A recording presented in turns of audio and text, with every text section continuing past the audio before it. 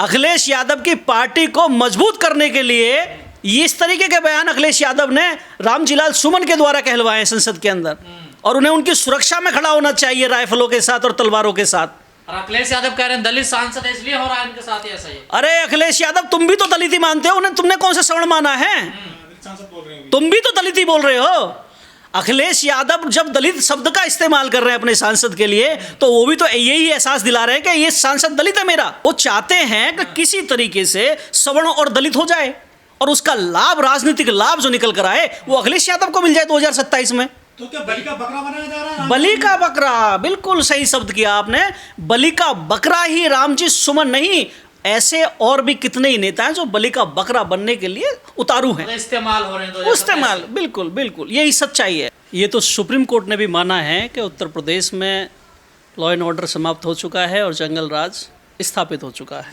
ये तो supreme court का कहना है। जिस जाति के लोगों ने तलवारें और बंदूकें, राइफलें लहराई हैं, उसी जाति के मुख्यमंत्री हैं। ये जो कॉन्फिडेंस है वो सत्ता से निकल कर आया है।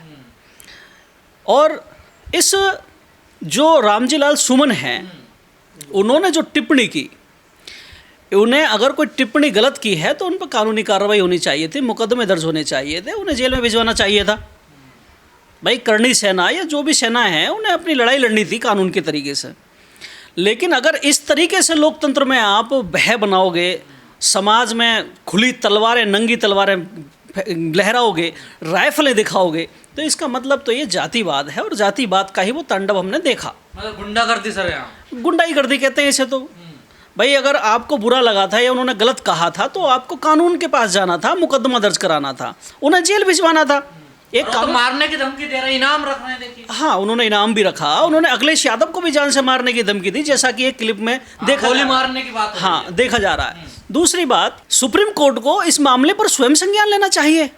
अगर रामजीलाल सुमन अगर सुप्रीम कोर्ट नहीं भी जाते हैं तो इतनी बड़ी अराजकता हो रही है, इतना बड़ा तांडव हो रहा है, लोकतंत्र की धज्जियां उड़ाई जा रही हैं, कानून का उल्लंघन किया जा रहा है, संविधान को हाशिए पर खड़ा किया जा रहा है, तो इसके लिए स्वयं संज्ञान लेना चाहिए सुप्रीम कोर्ट को। उत्तर प्रदेश हाई कोर्ट को स्वयं संज्ञान लेना चाहिए। उनके घर पे हमला हुआ, उनकी गाड़ियां तोड़ी, बिल्कुल तोड़ी गई, आगजनी करी गई थी। दूसरी बात ये है कि मैं ये कह रहा हूँ कि इस देश के अंदर अनुसूचित जाति, अनुसूचित जनजाति आयोग भी बना हुआ है। क्या आयोग सोया हुआ है या उसे ये जानकारी नहीं हो रही है कि एक अनुसूचित जाति के सांसद के साथ ऐसा हो रहा है, जो देश की सर्वोच्च पंचायत का सदस्य है, देश की संसद का सदस्य है? क्या दलित हैं सांसद, इस वजह से करणी सेना ये कर रही है, खुली धमकी दे रही है? ये ही 100% सच है।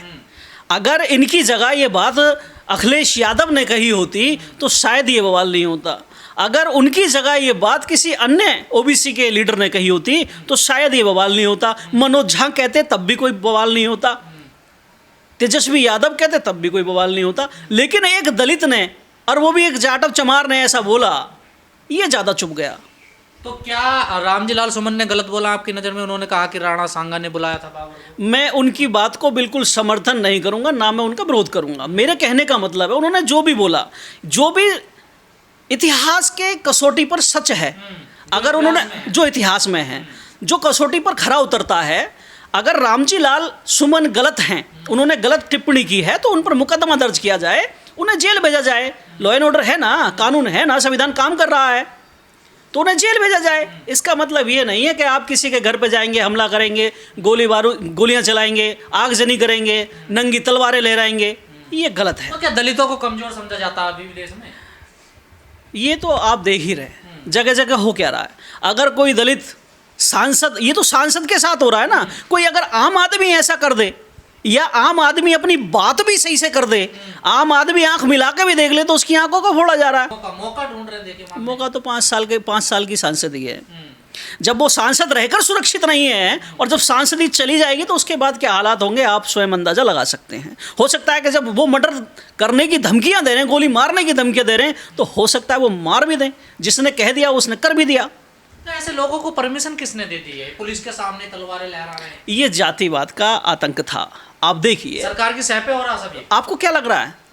आपको क्या लग रहा है? किसान जब आंदोलन करते हैं तो बॉर्डर से आगे नहीं बढ़ पाते, उन्होंने खुला समय रखा 12 तारीख का, और वो राजस्थान हरियाणा इधर उधर से दुनिया भर से इकट्ठे होकर और आगरा में इकट्ठे हो गए। पर जयंती की परमिशन ली ना उन्होंने, अरे राणा सागर जयंती में। सही है, हम भी राणा सागा की जयंती पर हम भी मंगल कामना प्रेषित करते हैं उन लोगों को, अच्छी बात है। मेरे कहने का मतलब ये है कि जयंती के नाम पर, डॉक्टर अंबेडकर की जयंती अप्रैल में शुरू हो जाती है, 1 अप्रैल से, और पूरे अप्रैल चलती है, और बुद्ध पूर्णिमा तक, मई में बुद्ध पूर्णिमा आती है, मई तक चलती है। क्या कभी आपने देखा कि डॉक्टर अंबेडकर के आयुर्वेद ने कभी तलवारें, राइफलें, बंदूकें, डंडे भी दिखाए हों किसी को? ये कितने ताज्जुब वाली बात है। एक तरफ उनका पक्ष है, एक तरफ डॉक्टर अंबेडकर का पक्ष है। शांति कौन चाहता है इस देश के अंदर? डॉक्टर अंबेडकर का पक्ष हमेशा शांति के लिए लड़ता है, अधिकारों के लिए लड़ता है। वो कहता है हमें धर्म नहीं अधिकार चाहिए, हमें बातें नहीं समाधान चाहिए, लेकिन आप उलझाना चाहते हैं। डॉक्टर रामजी लाल सुमन को क्या बोलने की जरूरत है? उनके लिए तो बहुत मुद्दे हैं दलितों के लिए। देखिए दरअसल में रामजी लाल सुमन सवर्ण दलित हैं, अगर मैं इस बात को कहूँ तो। मैंने रामजी लाल सुमन का 2 अप्रैल 18 में जो आंदोलन हुआ था उस पर कोई टिप्पणी मैंने नहीं देखी। मैंने कोई उनका ऐसा वक्तव्य नहीं देखा कि उन्होंने दलित मुद्दों पर कोई अपनी बात रखी हो। इसीलिए मैं उनके विषय में ज़्यादा बोलना नहीं चाहूँगा, क्योंकि मुझे लगता है कि रामजी लाल सुमन जैसे और भी 131 सांसद हैं अनुसूचित जाति और जनजाति के, क्या वो मुर्दा हैं जो उन्हें अनुसूचित जाति और जनजाति के मुद्दे नज़र नहीं आते? वो बेवजह के विवादों में फंस रहे हैं। अरे तुम जिस पार्टियों की गुलामी कर रहे हो, जिन नेताओं के तुम तलबे चाट रहे हो, वो तुम्हारी सुरक्षा नहीं कर पा रहे हैं, तुम्हारी आंखें नहीं खुल रही हैं। अरे राम गोपाल यादव भी तो हैं, वो बोल सकते थे राज्यसभा में, वो भी तो सांसद हैं। देखिए लेकिन अखिलेश यादव को तो इनके मुंह से बुलवाना था। वो चाहते हैं कि किसी तरीके से सवर्ण और दलित हो जाए, और उसका लाभ, राजनीतिक लाभ जो निकल कर आए, वो अखिलेश यादव को मिल जाए 2027 में। तो क्या बलि का बकरा बनाया जा रहा है? बलि का बकरा, बिल्कुल सही शब्द किया आपने। बलि का बकरा ही रामजी सुमन नहीं, ऐसे और भी कितने ही नेता हैं जो बलि का बकरा बनने के लिए उतारू हैं, इस्तेमाल हो रहे हैं। इस्तेमाल, बिल्कुल बिल्कुल यही सच्चाई है। अखिलेश यादव कहने में कोई हर्ज नहीं है, ये वही अखिलेश यादव हैं कि जब 2012 का चुनाव का जिस दिन वोटिंग खुल रही थी, वोट भी पूरी तरीके से न खुल पाए थे। 2 बजे के आसपास जब बहुमत मिल गया था इन्हें, तो रामपुर की गांव की बस्तियां जला दी गई थी बहुमत मिलने पर ही। ये वही समाजवादी पार्टी है जिसके रामजी लाल सुमन सांसद बने बैठे हैं। अगर इनमें दलितों को लेकर जरा सा भी दुख होता, चिंता होती, तो ये शायद अब तो परिवर्तन है ना समाज काय में। का। वो तो कह रहे हैं जो पहले गलतियां हुई उन्हें तो हम अब छोड़िए। अरे कमाल की बात है, आपने सत्ता मिलते ही सबसे ज्यादा आरक्षण पर किसने कुठाराघात किया? अखिलेश यादव मानते ने। हैं ना अखिलेश यादव? क्या मान रहे? अरे नहीं, वो सत्ता में आने के बाद, सुनिए मैं लिख कर देता हूं, सत्ता में आने के बाद अगर सबसे ज्यादा अत्याचार कोई करेगा तो समाजवादी पार्टी सरकार ही करेगी। मतलब दलितों पर। आपको क्या लगता है? ऐसा होता है कि पीट दिया, अरे नो यार गलती से पिट गया, सॉरी माफी चाहता हूं, उसके बाद फिर थोड़ा सा आगे बढ़े, फिर उठाया, फिर पीट दिया। तो रामजी लाल सुमन को गलती मान लेनी चाहिए, माफी मांग लेनी चाहिए। ये तो रामजी लाल सुमन का मामला है, लेकिन मेरा मानना यह है कि सरकार को लॉ एंड ऑर्डर पर काम करना चाहिए। सुप्रीम कोर्ट ने जो उत्तर प्रदेश सरकार के प्रति अपना रवैया दिखाया है, उन्होंने खुले मंच से कहा है कि भाई उत्तर प्रदेश से हम परेशान हो चुके हैं, उत्तर प्रदेश में जंगल राज स्थापित हो चुका है। तो ये उसका हमें एक ट्रेलर देखने को मिला था। हालांकि घटनाएं तो बहुत रोज हो रही हैं, लेकिन ये एक बड़े रूप में तांडव था कि जो सुप्रीम कोर्ट ने अपनी टिप्पणी की है। तो ऐसा नहीं, कल तांडव नहीं था आगरा में, वो भी तो तांडव। मैं उसी तांडव की बात कर रहा हूं, वो एक बहुत बड़ा तांडव था जो सुप्रीम कोर्ट की कही हुई बातों को सच साबित करता है। तो मैं उत्तर प्रदेश के मुख्यमंत्री जी से निवेदन करता हूं कि आप प्रदेश की छवि को सुधारें और प्रदेश में शांति स्थापित करें, विशेष जातियों पर लगाम लगाने की कोशिश करें।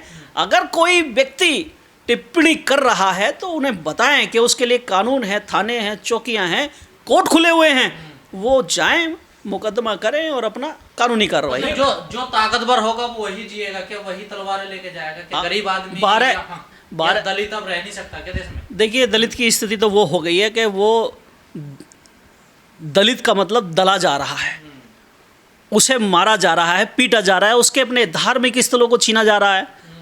एग्जाम्पल के तौर पे आप देख रहे हैं कि बुद्ध गया में 50 दिन से धरना चल रहा है। क्या किसी भी धर्म स्थल के साथ ऐसी चीज़ें जुड़ी हुई हैं जो बौद्ध धर्म के साथ ऐसी चीज़ें जुड़ी हुई हैं, बौद्ध स्थल के साथ? तो दलितों के साथ तो रोज़ अन्याय हो रहा है। 2014 के बाद तो एक बाढ़ आ गई है, दलितों के ऊपर होने वाले अत्याचारों की एक गंगा बह रही है। क्या और मुद्दे नहीं है इनको आगे कर रखा है अखिलेश यादव ने दलित और मुसलमानों को? अखिलेश यादव जी के पास अपना वोट बैंक तो कुछ है नहीं। उनके पास कोई वोट बैंक है तो मुस्लिम है या दलित है। दूसरी बात, उनका अपना भी कोई कैडर है नहीं। अगर आप किसी भी ज़िले में जाएंगे तो उनके पास बूथ कमेटियां भी नहीं है, विधानसभा कमेटियां भी नहीं है। वो इन्हीं दम पर अखिलेश यादव दलित सांसद के साथ खड़े, देखिए पूरी पार्टी खड़ी है वो। अरे कहाँ खड़े? अगर खड़े होते तो और तरीके से खड़े होते ना, उनकी सुरक्षा के लिए खड़े होते। कौन गया उनके पास? तो उन्होंने कहा हम भी कम नहीं है किसी से, कोई कितनी तलवार। ये तो आप अपने घर में बैठकर कहते रहिए और वो सांसद जी पिटते रहेंगे। ये कोई तरीका हो गया कहने का?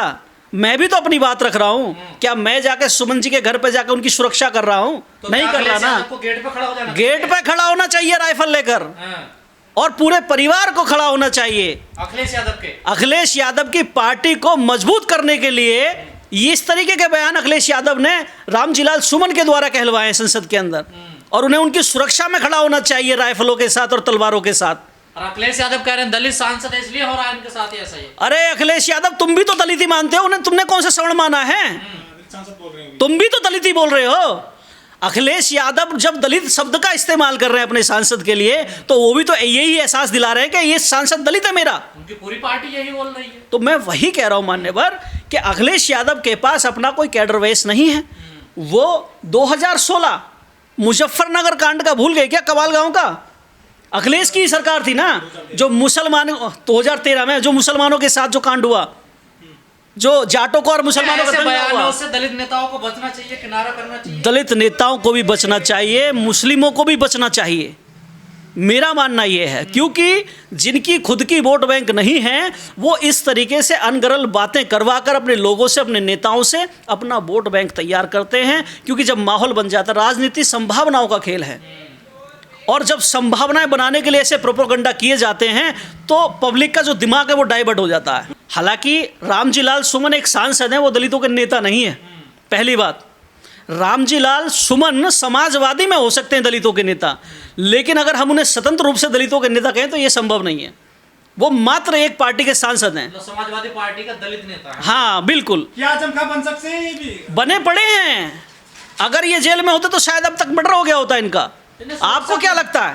सुरक्षा की गुहार लगा रहे हैं, सुरक्षा नहीं मिल रही है। आपको क्या लग रहा है इन्हें सुरक्षा मिल जाएगी? समाजवादी पार्टी के राष्ट्रीय अध्यक्ष अगर खड़े हो जाए तो 2 मिनट में सुरक्षा मिल जाएगी। लेकिन 2 मिनट में रामजीलाल सुमन हाईकोर्ट पहुंचे। कल क्या हुआ? गन की और तलवार की तो बात हुई। अगर वो कानून को मानते, उसे स्वीकार करते, तो वो हाई कोर्ट जाते, सुप्रीम कोर्ट जाते, मुकदमा पंजीकृत कराते। हो सकता है कि रामजीलाल सुमन अब तक जेल में होते। देखो, दलित जो है ज्ञापन लेकर के पुलिस प्रशासन के पास जाता है, कोर्ट में जाता है, लाइसेंस अवेलेबल हो जाते हैं। दलितों को लाइसेंस अवेलेबल होते नहीं। दलितों को तो बसपा की सरकार में भी लाइसेंस अवेलेबल नहीं हुए। बहन जी ने भी कहा, तुम क्या करोगे लाइसेंस लेकर? तुम्हें कौन सा बदमाशी करनी है? सबसे शांति प्रिय कोई कौम इस देश के अंदर है तो जिन्हें हम दलित कहते हैं वही हैं। वही इस देश के संविधान को अपने सर पर लेकर चलने वाले लोग हैं। वो इस देश की धरोहर को बचाने के लिए, अधिकारों को बचाने के लिए, संविधान को बचाने के लिए संघर्षरत है। और दलित ने कभी किसी से कुछ मांगा नहीं, हमेशा दिया है। वोट के रूप में, संघर्ष के रूप में, संविधान के रूप में, अन्य अन्य रूपों में हमेशा दलितों ने इस देश को दिया है और आगे भी देते रहेंगे। लेकिन दलितों को आज तक इस सिस्टम ने कुछ नहीं दिया, हमेशा छीना है।